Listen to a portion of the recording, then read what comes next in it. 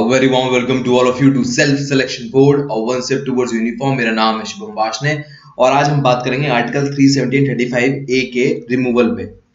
तो आप सबको पता ही होगा कि रिमूव हो चुका है, बट कुछ बातें आपको नहीं पता और वही बातें आपके पर्सनल इंटरव्यू लेक्चर में पूछी जाएगी। तीनों ही SSB, Indian army, navy, air force. अब जरा आगे बात करते हैं। देखिए, एक कंट्रोवर्सी उठी थी यूनाइटेड नेशन जनरल असेंबली में। क्या कंट्रोवर्सी उठी थी मैं आपको क्वेश्चन फॉर्म में बताता हूँ। क्वेश्चन फॉर्म क्या है? क्वेश्चन है पर्सनल इंटरव्यू का। इसमें पूछा गया है, मतलब आपसे पूछा जा सकता है, मलेशिया ने यूनाइटेड नेशन जनरल असेंबली जो भी हुई है न्यूयॉर्क में, उसमें कश्मीर के इशू पे पाकिस्तान को सपोर्ट किया है। तो आपको नहीं लगता इस वजह से इंडिया की जो इमेज है वो गलत क्रिएट होगी वर्ल्ड लेवल पे? दूसरा सवाल कैसे हो सकता है? दूसरा सवाल हो सकता है आर्टिकल 317-35A पे लेक्चर बताइए आप। अब आपको दो बातें उसमें बतानी है। पहला, इसका इतिहास, जो मैंने इसके लिए अलग वीडियो बनाई है, ये आपको लिंक इसका डिस्क्रिप्शन बॉक्स में आपको मिल जाएगा, आप उसे जरूर देखें, 8 मिनट की है सिर्फ।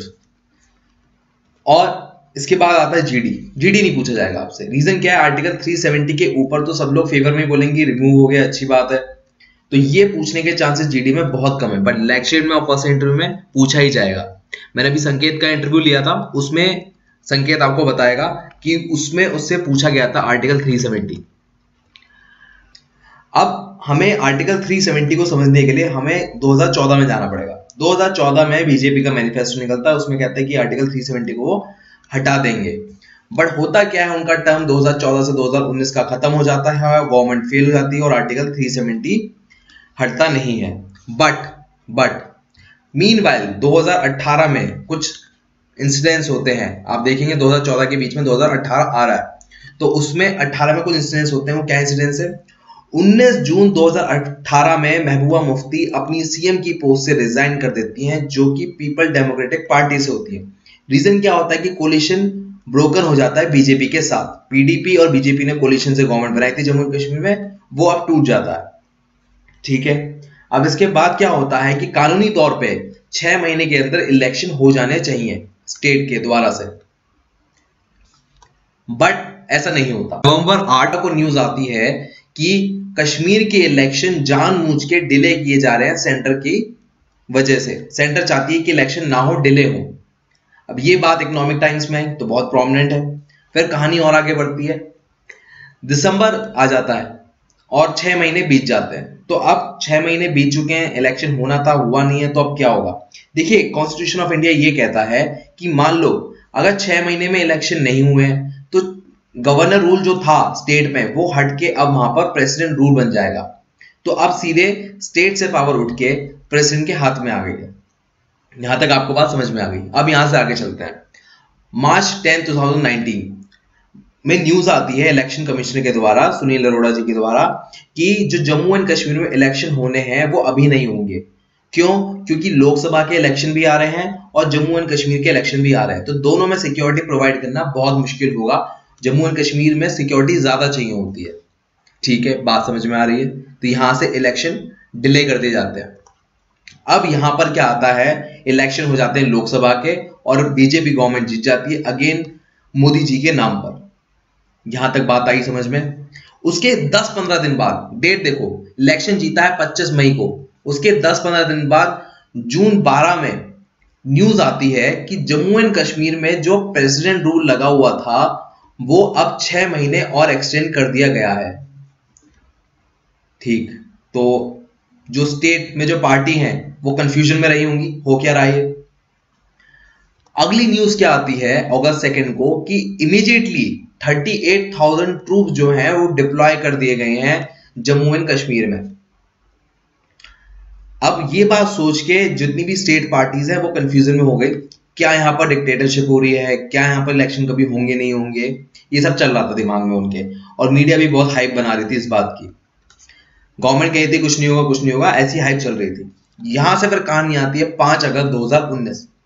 5 अगस्त 2019 को आर्टिकल 370 को स्क्रैप कर दिया जाता है और जम्मू एंड कश्मीर से 2 यूनियन टेरिटरी निकलती है। 2 यूनियन टेरिटरी कौन सी है वो आगे डिस्कस करेंगे। बट इसके साथ गवर्नमेंट ऑफ इंडिया कुछ स्टेप लेती है। स्टेप क्या थे कि मोबाइल इंटरनेट सस्पेंड कर दिया जाएगा और जम्मू एंड कश्मीर की तरफ कोई फ्लाइट नहीं चलेगी, कोई कम्युनिकेशन नहीं होगा। ठीक है, तो ये तो सिक्योरिटी रीजन के लिए हो गया, हम लॉजिक लगा के कह सकते हैं कि वहां पर मिलिटेंसी ना हो, कोई वायरल फेक न्यूज ना चली जाए, ऐसा कुछ ना हो, तो इस वजह से ये स्टेप लिए गए होंगे। बट ये सब हुआ कैसे, सोच के देखो। अगर मैंने आपको नवंबर 2018 से बताया था, जहां से स्टेट के इलेक्शन सस्पेंड कर दिए गए हैं, गवर्नर रूल आ गया, गवर्नर रूल हट के प्रेसिडेंट रूल आ गया, फिर प्रेसिडेंट रूल 6 महीने और एक्सटेंड कर दिया गया है, तो ऐसा लग रहा है कि ये सब प्लान्ड है। अगर ये सब प्लान्ड है तो कुछ ना कुछ लूप होल ढूंढा होगा सरकार ने, जिसकी वजह से ये सब हो रहा है। अब लूप होल क्या है, उसका इस्तेमाल कैसे किया गया है, देखिए आर्टिकल 370 में 3 शब्द यूज किए गए हैं। टेम्परेरी, ट्रांजिशन, स्पेशल पावर दी गई है जम्मू एंड कश्मीर को, मतलब टेम्परेरी रूल से तो इसे बनाया गया है और ये स्पेशल पावर देता है जम्मू एंड कश्मीर को, ठीक है। अब ये टेम्परेरी शब्द बड़ा यूनिक है। कॉन्स्टिट्यूशन के टर्म में टेम्परेरी रूल लाने के लिए लाना पड़ता है ऑर्डिनेंस, और ऑर्डिनेंस पास करता है प्रेसिडेंट। अब प्रेसिडेंट के पास ये ताकत होती है कि आप ऑर्डिनेंस को जारी भी कर सकते हैं और ऑर्डिनेंस को वापस ले भी सकते हैं। तो 1947 के टाइम से लेके अब तक सिर्फ वो ऑर्डिनेंस था, अगर वो ऑर्डिनेंस हट जाए तो हमारी बात बन जाएगी। पर इस आर्टिकल 370 में एक क्लॉज और था, जो उस वक्त के प्रेसिडेंट ने कहा था कि प्रेसिडेंट के कहने पे हट तो सकता है, पर जो स्टेट में गवर्नमेंट हो उसके मंजूरी भी चाहिए, ठीक है। अब यहां पर सीन क्या आएगा, स्टेट में तो आपको पता है जो महबूबा मुफ्ती हैं उन्होंने रिजाइन कर दिया, तो वहां पर अब स्टेट में कौन पावर में है, वो है गवर्नर सत्यपाल मलिक। और जो गवर्नर होता है वो सेंट्रल गवर्नमेंट का ही एक तरह से इनडायरेक्टली कर्मचारी होता है, उनके लिए ही काम करता है, सेंटर के लिए ही काम करता है। तो प्रेसिडेंट ने तुरंत पास कर दिया आर्टिकल 370 हटा दो, गवर्नर से परमिशन ले ली, हाँ जी हटा दो, कोई दिक्कत नहीं है, और 370 एंड 35A एक झटके में हट गए।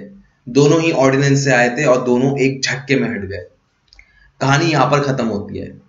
अब कहानी में एक नया मोड़ आता है, वो है कि Jammu and Kashmir 2 union territory में बंटा गया है। दोनों यूनियन टेरिटरी कौन कौन सी हैं?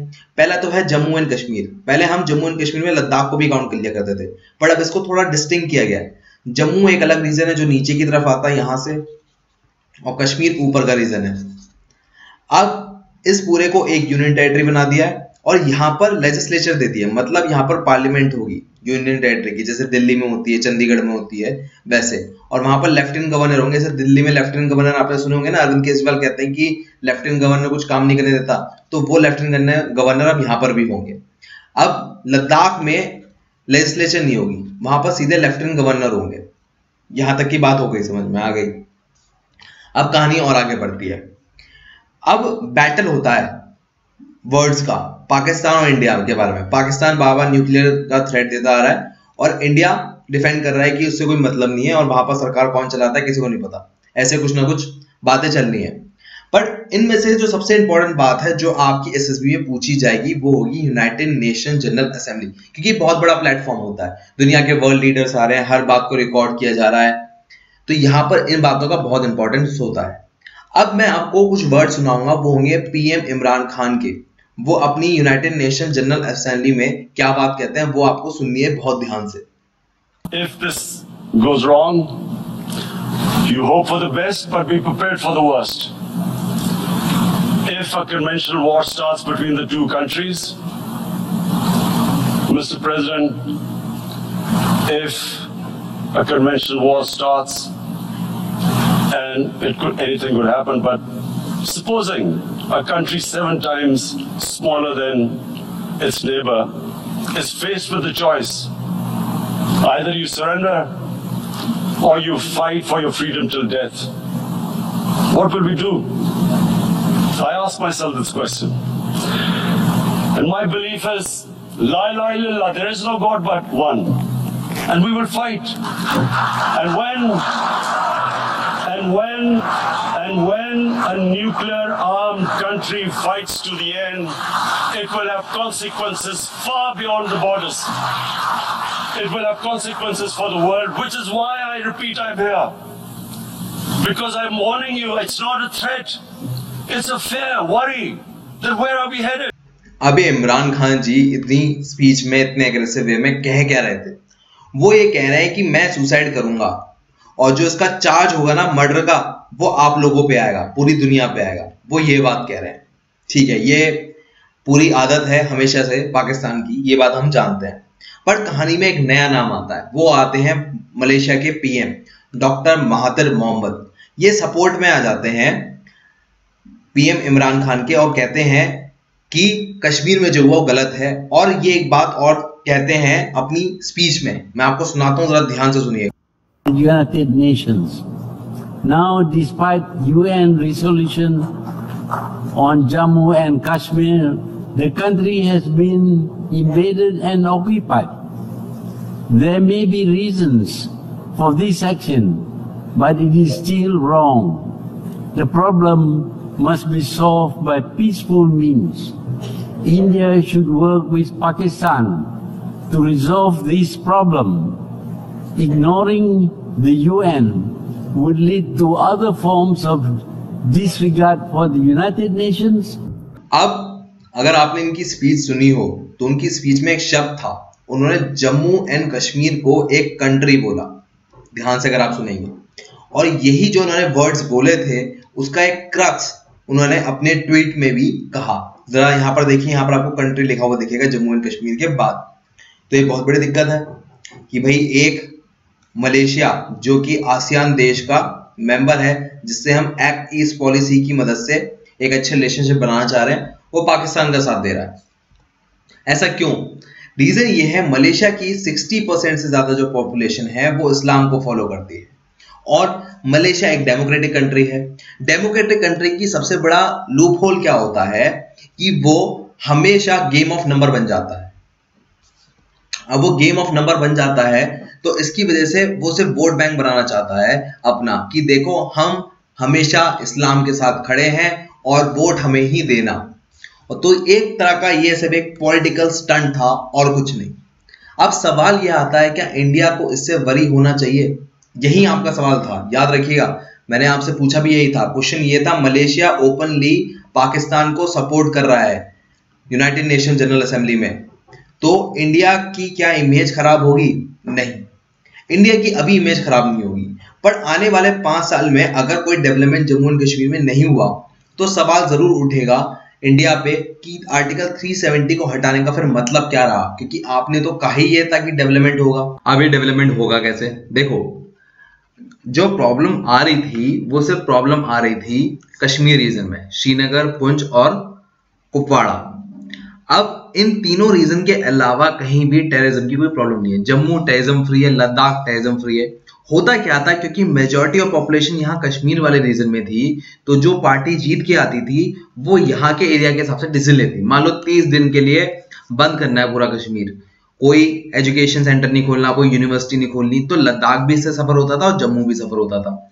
जम्मू में भी कोई इंडस्ट्री नहीं आ पाती थी, ना ही लद्दाख में कोई इंडस्ट्री आ पाती थी, तो पूरा का पूरा ये डेवलपमेंट का हिस्सा रुक जाता था।